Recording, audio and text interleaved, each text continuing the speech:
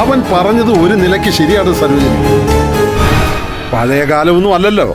എടുത്തു ചാടി എന്തെങ്കിലും ചെയ്യുന്നതൊക്കെ സൂക്ഷിച്ചാലേ പറ്റൂ.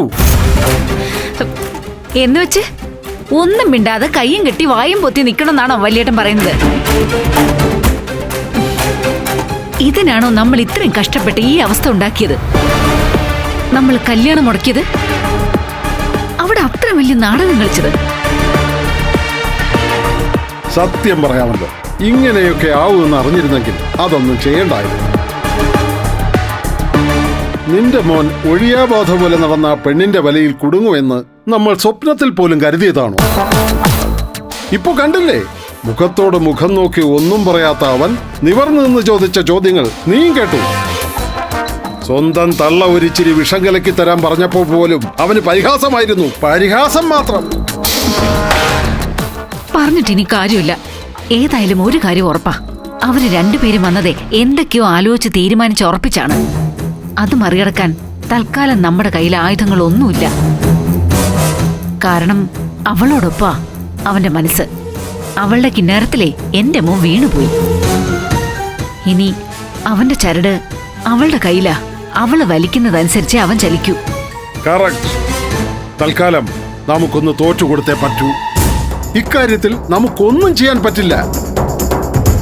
അവര് രേഖാമൂലം കല്യാണം കഴിച്ചവരാണ്.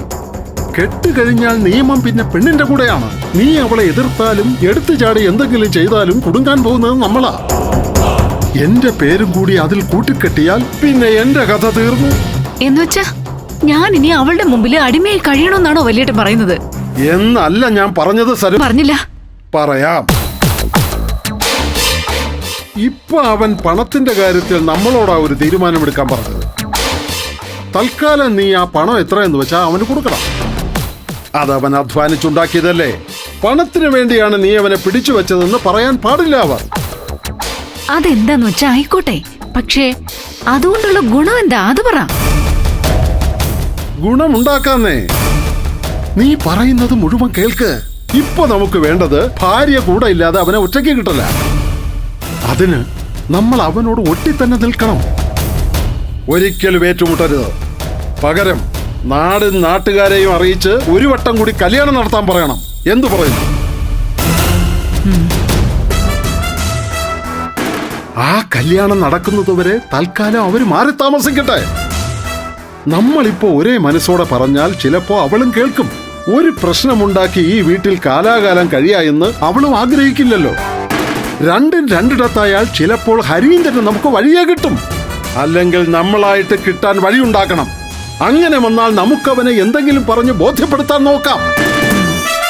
തൽക്കാലം നമ്മുടെ മുന്നിൽ അതേ ഉള്ളൊരു വഴി. പക്ഷെ എന്തിനും നീ തന്നെ മുൻകൈ എടുത്തേ പറ്റൂ. എടുത്തു ചാടിയുള്ള നിന്റെ വർത്തമാനം കുറയ്ക്കണം. അതാ ആദ്യം വേണ്ടത്. നീ എന്തു പറയുന്നു? അവസാനം ലാഭവും നഷ്ടവും ഒക്കെ നിനക്ക് തന്നെ സരോജിനി. ഇതല്ലാതെ വേറെ ഒരു വഴിയും നമ്മുടെ മുന്നിൽ തൽക്കാലമില്ല.